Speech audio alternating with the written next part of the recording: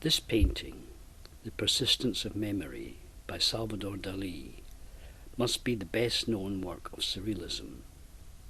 Created in 1931, it still holds a primary place in popular culture. This art style still continues today, with many hundreds of artists creating surreal paintings. Here is a recent piece by Naoto Hattori. The word surreal, coined by the French poet Apollinaire in 1917, has so entered our language that we find it used by people in a general sense to refer to some strange or inexplicable situation. The prefix sur in the word gives it the meaning of above or beyond the real. Apollinaire's invented word would probably not have had any impact on the language if it had not been for André Breton adopting it as the name for the art movement he founded in 1924 when he issued his Surrealist Manifesto. This was born out of the avant-garde Dadaist movement, which arose during the First World War and included Marcel Duchamp, Francis Picabia, Hans Arp and others. Duchamp's look was a Dadaist work undermining the classical image of the Mona Lisa. Hannah Huch's 1919 collage entitled Cut with a Dada Kitchen Knife Through the Last Weimar Beer Belly Cultural Epoch in Germany is another key work of this period.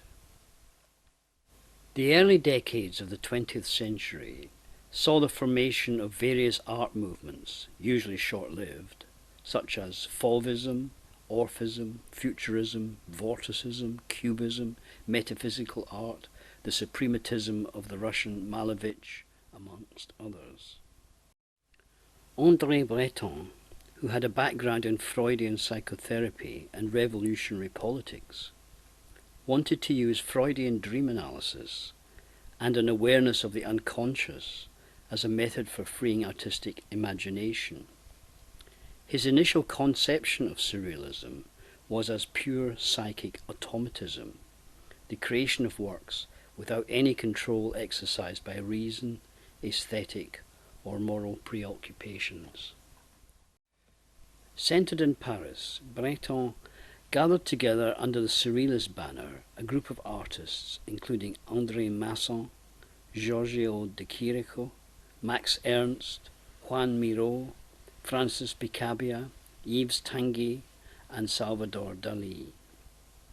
Of course, Breton's surrealism extended beyond the medium of painting to embrace literature, music, politics, and even cinema. For this study course, we will be dealing primarily with painting.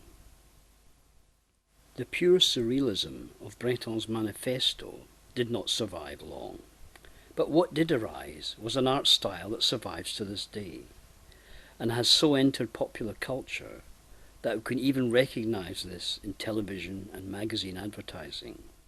It is this style and its various components which we will examine in this study course. We will not view surrealism through the abstract concept articulated by Breton, but instead as a cultural phenomenon. Indeed, Breton's own adopted patron, Sigmund Freud, came to realize that rather than being experiments in psychic automatism, they were instead products of the conscious, not the unconscious mind. It is reported that he said to Salvador Dalí, when they met in London in 1938, that it is not the unconscious I seek in your pictures, but the conscious. Dalí had taken his recently finished Metamorphosis of Narcissus painting to show to Freud, but the father of psychoanalysis could not see Dalí's art as direct manifestations of the unconscious, but as being greatly shaped and processed by the ego. Though from Breton's perspective, the Surrealist movement began positively, with a number of artists joining its ranks, with even a group being formed in Belgium, he found it difficult to hold all of them to his conception of what Surrealism should be.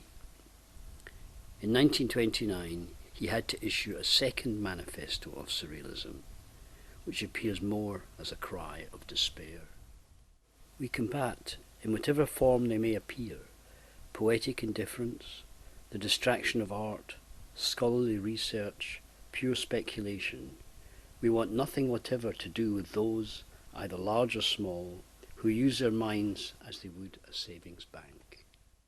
Not all artists wished to be such hardline automatists.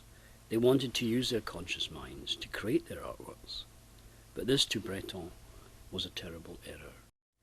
He tried to encourage people to write automatically, to be free of the constraints of tradition in art, and he had some of the artists in the group draw exquisite corpses.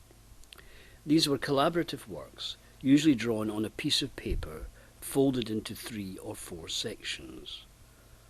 One artist would create a drawing in the bottom section, then fold the paper, only leaving a small section showing, which then another artist would complete without seeing the first image. Here is one by Man Ray, Yves Tanguay, Joan Miro and Max Maurice, and another from 1928 created by Yves Tanguay, Man Ray, Max Maurice and André Breton himself. By the early 1930s, the pure surrealism envisaged by Breton had all but disappeared, with Dali, Magritte, Delvaux, Tanguay and others painting in their own individual styles. Though still adhering to the Surrealist group, each of these artists was pursuing their own agenda and developing their own pictorial language. By the end of the 1930s, Surrealism had clearly evolved away from Breton's control, but became the general title for a style of imaginative, figurative works.